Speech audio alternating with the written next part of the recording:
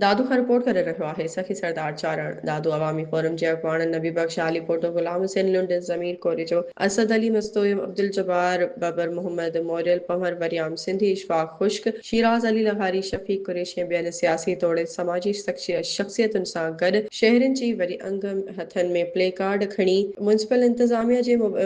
मुजरमाना ग़फ़लत नाअहली ऐं करप्शन ख़िलाफ़ police headquarter road ते शदीद एहतजाजी मुज़ाहिरो कयो ऐं नारेबाज़ी कई। मुज़ाहिरीन मीडिया सां ॻाल्हाईंदे चयो त गुज़िरियल 20 सालनि खां शहर जी हीअ मरकज़ी शाहरा गटर जो मंज़र पेश करे रही आहे। निकासी आब जो निज़ाम बहाल कयो वियो आहे ऐं नई रोड जी तामीर कराई वई आहे, जंहिं सबबि दुकानदार शागिर्द औरतूं ऐं मरीज़ रोज़ानो तकलीफ़ ऐं परेशानी खे मुंहुं ॾी रहिया आहिनि। अॻवाननि वधीक चयो त सिर्फ़ पुलिस हेडक्वार्टर रोड ई न पर सॼो दादू शहर गंदगी सबबि मसइलनि जो क़ब्रिस्तान बणिजी चुको आहे। हुननि ख़बरदार कयो त जेकॾहिं फौरी तौर ते इहे पुराणा ऐं संगीन मसइला हल न कया विया त अवामी फोरम ऐं ॿियनि सियासी तोड़े समाजी तंज़ीमुनि पारां एहतजाज जो दायरो वधीक वसी ऐं तेज़ कयो वेंदो, जंहिं जी समूरी ज़िमेवारी म्युनिसिपल इंतज़ामिया ऐं लाॻापियल इख़्तियारनि ते आइद थींदी।